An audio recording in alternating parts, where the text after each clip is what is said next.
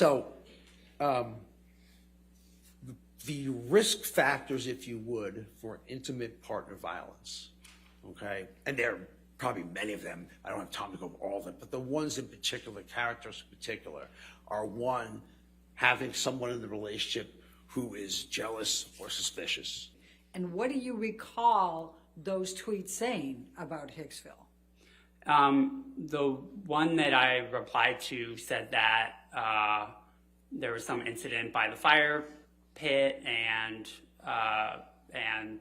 Johnny was yelling at Amber, and I replied that I didn't see that. I was there all night, and I was working that night, so I didn't see anything like that. From what I saw, Amber was the one acting jealous, not Johnny. Trying to spend as much time with my children as possible. Even that would that could send Miss Heard into a monumental tailspin, where I could hardly ever go and see my kids and spend time with my kids, because she had to have me there at all times. I've always thought of my body as a journal, if you will, to mark experiences, to mark life experiences. For example, when my first child was born, I had her name tattooed over my heart, which is where her little head used to be when I rock her to sleep. I marked my boy's birth by tattooing myself for him. What a tattoo that I believe is up here, which used to say, Winona Forever, who was a former girlfriend. And we'd been together for a few years, Winona Ryder, and she was very encouraging in me getting a tattoo of her name, or whatever. And I waited a while, and then I did it. I got a full tattoo of her, and it ironically wasn't long after that that that everything started going sideways. Two, having someone who has a higher than average acceptance of violence ideation. We were setting up for Thanksgiving. We were looking for maybe some glasses or some dishware. We had just moved in and we couldn't find them anywhere. And then she finally found them in a place that I thought I had looked, and we started arguing about that. She thought that I wasn't looking hard enough, I think, and I told her that I thought that I looked there. Yeah, I think that's what their argument was about. Or did you get physical with each other? Yeah, she hit me on my cheek.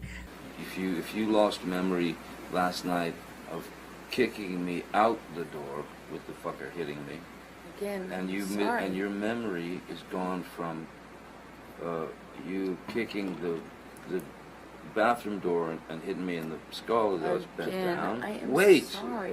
if you have those memory fucking divots. I was upset. There was a lot going on, okay, and I was on an Ambien. Okay, like, why are you obsessing over the fact that I can't remember it the way you remembered it? I said I was sorry. Okay, I didn't deny it.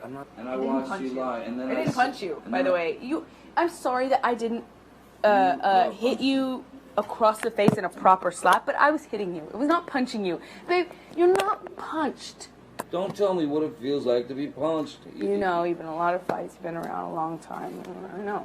Yeah. No, when you fucking have a close You face. didn't get punched. You got hit. I'm sorry I hit you like this, but I did not punch you. I did not fucking deck you. I fucking was hitting you. I don't know what the motion of my actual hand was. But you're fine. I did not hurt you. I did not punch you. I was hitting you. How are you? What am I supposed to do? Do this? I'm not sitting here bitching about it, am I? You are. That's the difference between me and you. You're a fucking baby. I was leaning like this in the chair, looking at her. First bottle went, then got the other bottle, shot. Takes the second bottle, which is the larger one. I'm in this position again, and my hand is on the edge of the bar, like that, you know, leaning over, the fingers like that, and she threw the large bottle, and it made contact and shattered everywhere. And I honestly didn't feel the pain at first at all. I felt no pain whatsoever. What I felt was, I felt heat. I felt heat, and I felt as if something were dripping down my hand, you know. And then I looked down and realized that the tip of my finger had been severed. 3, someone who has rapid and extreme mood shifts. Ms. Heard had spoken of suicide on a couple of occasions. Many times when I would try to leave, she would, stop me at the elevator with the security guards crying, screaming, you know, I can't live without you. I'm gonna die. There were even a couple of times when I did escape and I got to my house, arrived at my house in Sweetser, and then 5 minutes later she would arrive in the I don't know what car she was driving at the time, but she would arrive in her nightgown, screaming in the parking lot in front of my house. Screaming to high heavens. It'd be 4 in the morning, 3 in the morning. It was ludicrous. It was out of control. It was uncontrollable. 4, someone who has limited self-control. I can't promise you that I'll be perfect. I can't promise you I won't get physical again. God, I fucking sometimes get so mad I lose it. How often would Miss Heard drink in your presence while you were in a relationship? Always. Well, yeah. She took a shine to a very nice Spanish wine called Vega Sicilia. Yeah, the wine would come out, and Miss Heard could very easily drink 2 bottles of wine per night. Well, not a problem. She asked me if I would stop drinking to save the relationship, of course. And I stopped drinking.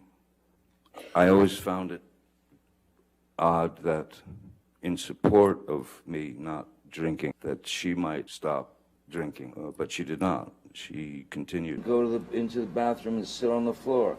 Bam, bam, bam, here you come. I come out. Fight, crazy, escalated. I go split again, I go to another bathroom or a bedroom or something.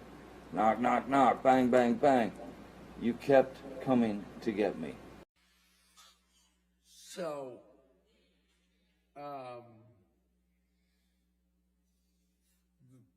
the risk factors, if you would, for intimate partner violence, okay, and they're